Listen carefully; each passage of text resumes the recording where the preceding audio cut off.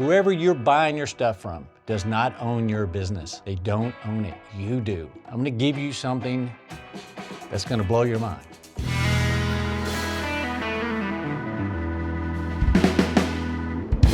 Welcome to the Home Service Shift Podcast. I'm glad to have you watching or listening today. Today we're going to talk about the 70-30 rule. Last week, if you watched our episode, we talked about P&L statements and how they can affect the business. We see so many businesses that we coach, that we've acquired, that are on our software, that have 30 to 40% gross profits, and how we fix them. And we fix them really quick. And so we went into that a little bit last week, but I'm going to show you another best practice. I want to call this the worst best practices that we use. It's great for one-dimensional things, but not for the overall health of the company. And it's called the 70-30 rule. We have been taught from our best practices groups, and of course our vendors, our suppliers like distributors and manufacturers, that we should sell more air conditioners. There was a time, and I've been in this game since the 90s, there was a time when we were contractors, we needed to sell more equipment. And we should sell equipment. But we have shifted to selling equipment at all cost. And so now that the economy isn't ready for that or healthy enough for that, we're seeing a lot of issues. The PE firms are having lots of issues. A lot of you are having a lot of issues because you've adopted this 70-30 model. And the model needs to change. I've been running a different model this entire time. It's very efficient and very simplistic and very profitable. And so I'm going to break down how much it costs and why it kills profits to run this model, the 70-30 install to repair model. First and foremost, in most companies out there, there's only one air conditioner a home. In a home, there may be two. How many do you have in your home? I have one, but I've seen several in this since I've been doing this, 3, 2, even 4. In our market, we have more than one. Yeah. Right? In a lot of your markets, you have more than one. But let's look at it from an angle when you go into a home and a customer only has one system, or maybe they have multiple systems, and you sell them a new air conditioner. Here's what we do. We go in, we have a 50-50 chance of making the sale, right? So already we're marketing for 2 people to have the chance to sell one of those people, right? So our marketing costs are very high. So we have to continue to market for 2 to get 1. But it gets worse. Every time we sell new systems, we put ourselves out of business with this person for 10 to 12 years, theoretically. Oh, we can sell AIQ. No, you can't. You're not selling at a volume that really makes a huge difference. You put yourself theoretically out of business with this customer for 10 to 12 years if you're an HVAC-only company. And so the problem with that is now I've had to market for 2 customers to sell 1 at a 50% close rate. And now I just lost a customer. The one that I got, I lost them for 10 years. And I have to go market for 2 more again to replace the one I just lost, right? Because I've given them all new stuff. We're starting over. So we'll have to market for 1 more customer to get back to net 0, right? Same amount of customers that are ready to buy from me. And then I need to go out and market for a second customer to grow the business. So now I've marketed for 4 customers to get 1 sale. 1 sale. And the other thing is we had this KPI 70-30. Great KPI, but it doesn't tell the whole story. And I'm telling you the story now. What are the KPIs or the effects of this KPI on the rest of the business? Well, we go and we try to sell something. Immediately we're competing with competitors, lower pricing. We don't get the price we want. We have a bad pay system that rewards the selling person more than it rewards the company, or it actually costs the company more than it costs the selling person. We have so many hands in the pot. We have salespeople, we have technicians, we have dispatchers, we have call takers that took the call. We have the install department, we have the finance department, we have the whoever goes and gets all the equipment. all the approvals. We had the scheduler. All these people are involved in this 70-30 system. So now we have bloated businesses because it takes about 5 to 7 people over 30 touches to install one air conditioner. So not only that, now we're in the 70-30 rule, we need more space because we need a warehouse full of stuff so we can sell. Well, now we have higher rents because we need bigger places. And so these are the KPIs you're not actually looking at that are affected by this 70-30 rule. This is the downside of the 70-30 rule. And I'm going to make it one step worse. Not only do we do all of this and all the expense that it takes to manage this, we sell them a maintenance agreement on a brand new system that doesn't need maintenance. For what? Yeah, for what? Yeah. Right? I don't care what you charge for it. It's a loss leader. It's a loss leader. So you're selling a loss leader to a job that's a loss leader. Basically, you're taking all the money you made to install this system through all those people that worked to get this thing installed. Yeah. And now you're going back for $200, $300, whatever you're charging, $100 to do a tune-up on an air conditioner that doesn't need a tune-up. What it needs is for them to keep the filters clean. It doesn't need a tune-up. It doesn't need a tune-up for 5 years. It's manufactured to work, right? So the majority of the maintenance agreements that you have are worthless. They're taking your profits and just flushing it down the toilet. And that's what's happening with the maintenance agreements. And oh yeah, I know, we hear memberships. A lot of companies have changed from maintenance agreements to membership. Well, what did they change? They just changed the word. That's all they changed. They're still doing the same thing. Yeah, you could change the word all day long. It's the same system. And so I don't belong in this system. In fact, the $17 million of revenue, only $4 million was in new installs for us. 17 total million, $4 million in new installs. And that's by design. Now, what did I get? I got repairs. I've got midlife recycle, refresh, factory refresh, whatever you want to call them. This is something else that we pioneered here at Billy Go. I highly recommend you get with me and learn about this. The most profitable thing we've ever done. And we'll do a series on how we do it and why we do it. But this makes you way more money than selling a new air conditioner. And you still have the opportunity to sell a new air conditioner when the time is right. And therefore, you have just taken what you're charging for an air conditioner now and getting 150% revenue when you do midlife refreshes. 150% of revenue where you were just getting the one-time hit with a new system.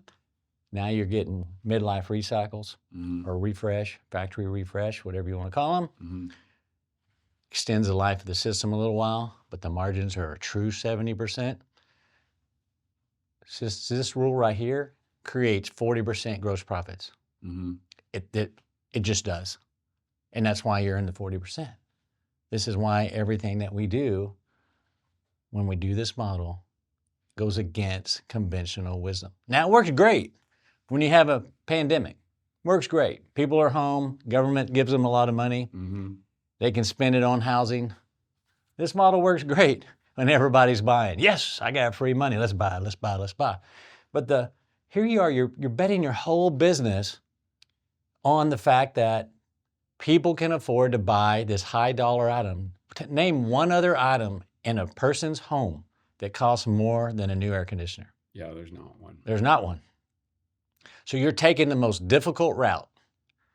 You're taking the most difficult route when you're marketing because you've got to market for 4 people, remember, to grow a business, which is very expensive. Do you have that cost figured into your system sale? No, that's why the margins are so low. And so I don't advocate this. What I advocate is a very balanced program. We're more like 50-50 or 45 system installs, 60% repair, right?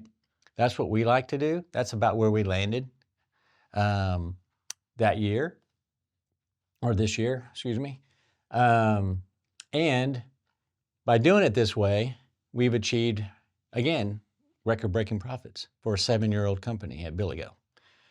In 7 years, combined revenues, are approaching $70 million. This is insane. And I want to tell you, no acquisitions and no customers on the first day. Using this model that I've created is how we do it.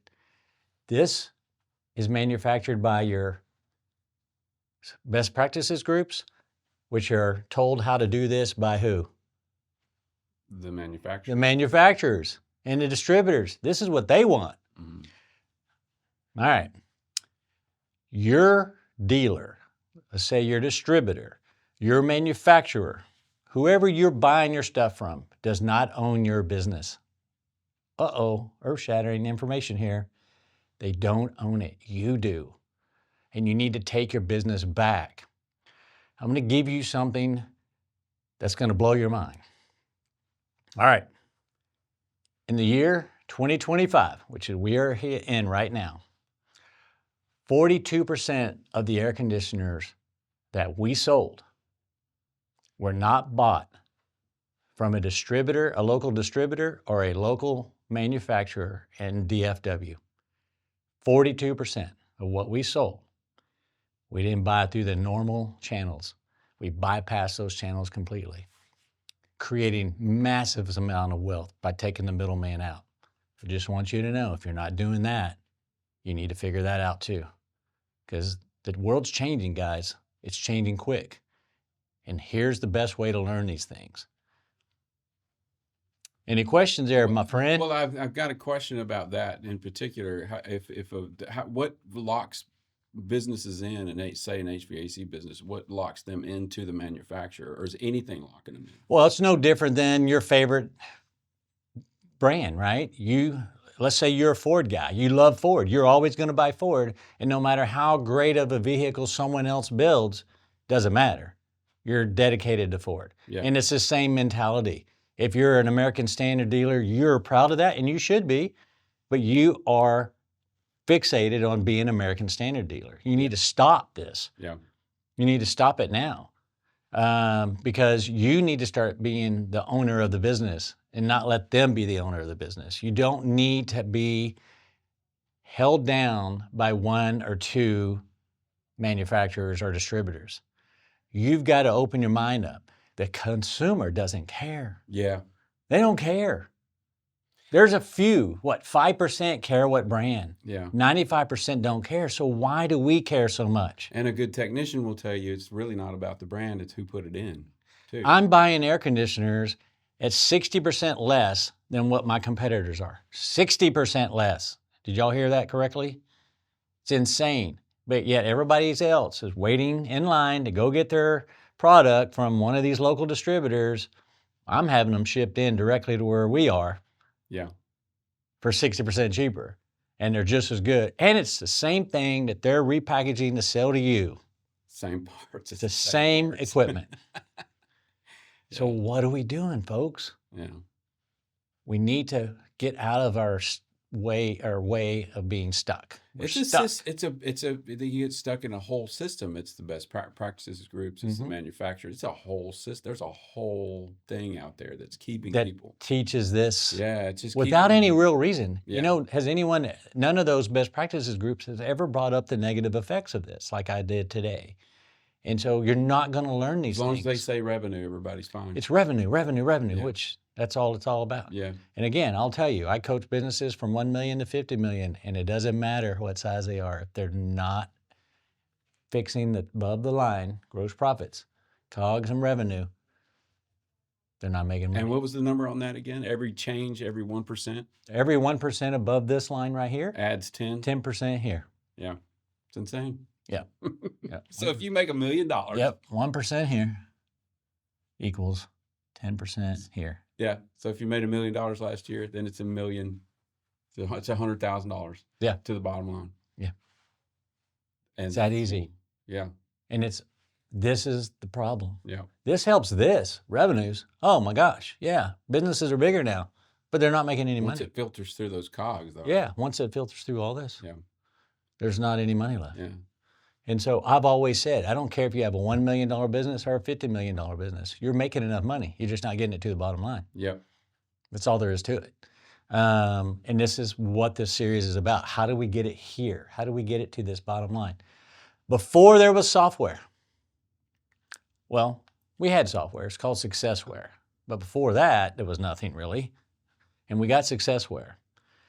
And we were running Successware, which is a fantastic accounting package with some good reporting. It was very basic, and it could do some dispatching, okay? And I'm giving props to Successware right now. What was that written on? Do you remember? Oh, I have no It idea. was like MS-DOS or something crazy. Something old. I don't know. Back where dot matrix printers and stuff. It was pretty old. Yeah, it's pretty old. Yeah. I don't know what code it's on. That's just my nerdness. But that's all I had. And we just had gotten email. Email started coming out. We were still using pagers. We weren't really using cell phones yet, but maybe we had some. And so communication was done, very old school, right? We were running 25% at my company at Berkey's, 25% net profit, 25%. Before we had all this software that's available to us today. Mm. Now, if we look at today, with all the things that we've got now, all the things we can connect to our business now, and the profits haven't improved one penny.